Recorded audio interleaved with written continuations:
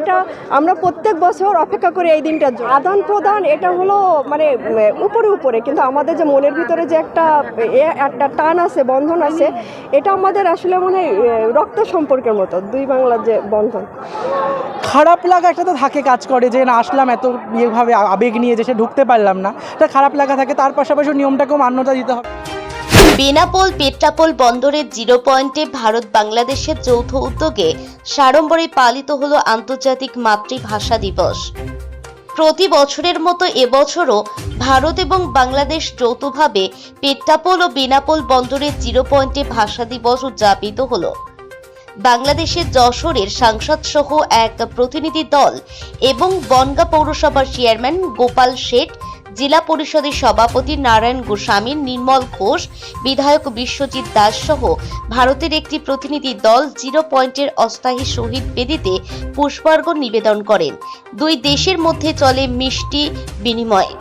আসলে আপনাদের ধন্যবাদ, সকল মিডিয়া কর্মী ভাইদেরকে বিশেষ কৃতজ্ঞতাভাবে আমি ধন্যবাদ জ্ঞাপন করছি বাংলাদেশের পক্ষ থেকে। এই মুহূর্তে আমরা যেখানে দাঁড়িয়েছি এটা বাংলাদেশ ভারতের একটা নোম্যান্স ল্যান্ডে দাঁড়িয়েছি।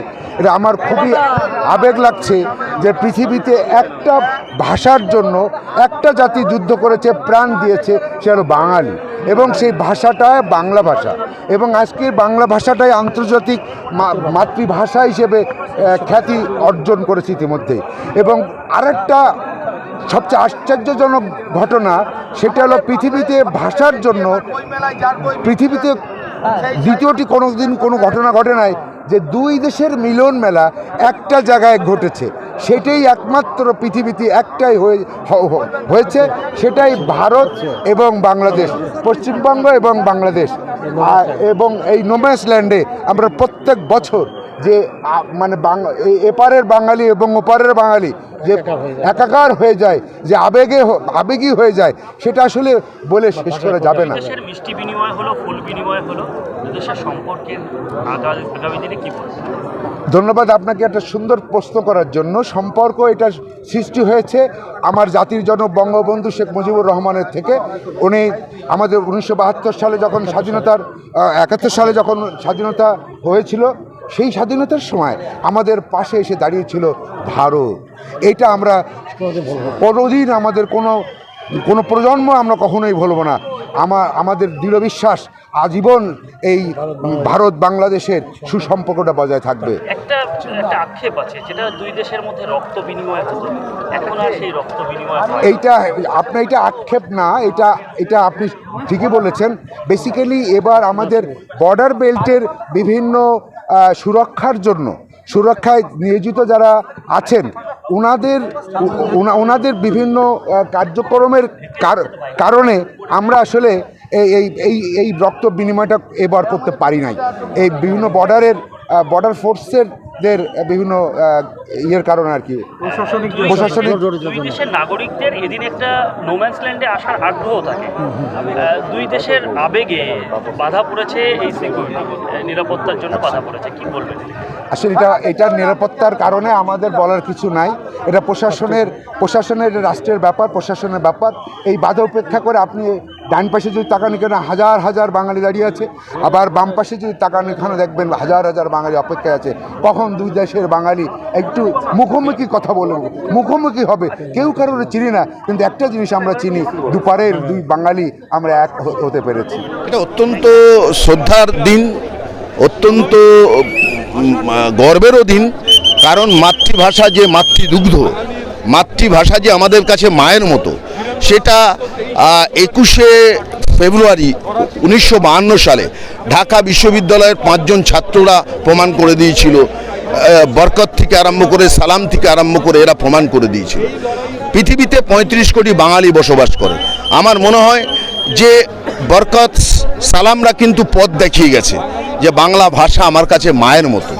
ভূগোল দিয়ে, বেড়া দিয়ে আমাদের চলাচলকে হয়তো আটকানো যায়, কিন্তু আমাদের বাংলা সংস্কৃতি, আমাদের পরম্পরা, আমাদের ঐতিহ্যকে আটকানো যায় না।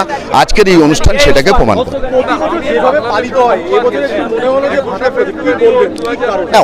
অনেক সময় দেশের প্রতিরক্ষা দপ্তর, স্বরাষ্ট্র দপ্তর, তাদের অনেক বিধিনিষেধ থাকে। আমরা যেহেতু ল অ্যাবাইডিং পিপল, আমরা তো এটাকে চ্যালেঞ্জ জানাতে পারি না। আমাদের উচিত সরকার যেমন চাইছে তেমনভাবে আসা। আজকে বাংলার মাননীয় মুখ্যমন্ত্রী মমতা বন্দ্যোপাধ্যায়ের নির্দেশে আমরা এখানে উপস্থিত হয়েছি। এদিনের এই ভাষা দিবসের অনুষ্ঠানকে কেন্দ্র করে পেট্রাপোল বন্দরের কঠোর নিরাপত্তায় মুড়ে ফেলেছিল সীমান্তরক্ষী বাহিনী। নিরাপত্তার কারণে দুই দেশের প্রতিনিধিদের মিলন হলেও ভাষাপ্রেমী সাধারণ মানুষের মিলনে খানিকটা ভাটা পড়ল। ভাষার টানে দুই দেশের যে সমস্ত মানুষ পেট্রাপোল এবং বেনাপোল বন্দরে এসেছিলেন তাদের বন্দরের গেটে আটকে দেয় দুই দেশের সীমান্তরক্ষী বাহিনী। ভাষা দিবস উপলক্ষে ছয়ঘরিয়া গ্রাম পঞ্চায়েতের পক্ষ থেকে পেট্রাপোলে একটি অনুষ্ঠানের আয়োজন করেছে। রহিম, আমি সর্বপ্রথম স্মরণ করি আমার জাতির জনক বঙ্গবন্ধু শেখ মুজিবুর রহমানকে। আর মানে এখন তো সবাই নেই, সবচেয়ে মানে আমাদের আনন্দঘন মুহূর্ত হলো এটা যে দুই বাংলার এই মিলন মেলা। আসলে এটা আমরা প্রত্যেক বছর অপেক্ষা করি এই দিনটার জন্য, যে আমরা মানে আমাদের বলে বোঝানো যাবে না যে আমরা মানে এতটা আমাদের দৃঢ় সম্পর্ক, ভালো বন্ধন আমাদের, তা আমরা এই 21শে ফেব্রুয়ারিতে আসলে আমরা বোঝা যায়। হ্যাঁ, আজকের এই দুই দেশের যে মিষ্টি বিনিময়, ফুল বিনিময়, কি বলবেন এই বন্ধুত্ব? আসলে এটা হলো এই আদান প্রদান, এটা হলো মানে উপরে উপরে, কিন্তু আমাদের যে মনের ভিতরে যে একটা টান আছে, বন্ধন আছে, এটা আমাদের আসলে মানে রক্ত সম্পর্কের মতো দুই বাংলার যে বন্ধন। আপনার নাম? আমি সালমা আলম, যশোর জেলা যুব মহিলা লীগ। না, এই বছর যেটা দিচ্ছে না, হয়তো নিয়মটা চেঞ্জ হয়েছে, সেটা তো বলতে পারবো না। সরকারি নিয়ম সেটা তো সরকার দেয় যে কোন বছর কেমন নিয়ম হবে। এই বছর হয়তো নিয়মটা চেঞ্জ হয়েছে, যার জন্য আমরা যেতে পারলাম না। খারাপ লাগা একটা তো থাকে, কাজ করে যে না আসলাম এত ইয়েভাবে আবেগ নিয়ে যে সে ঢুকতে পারলাম না, এটা খারাপ লাগা থাকে। তার পাশাপাশি নিয়মটাকেও মান্যতা দিতে হবে যে এটা হচ্ছে, নিয়ম তৈরি করেছে, এখানে আর কিছু বলার নেই। আমার নাম রবীন্দ্রনাথ ব্যাপারী।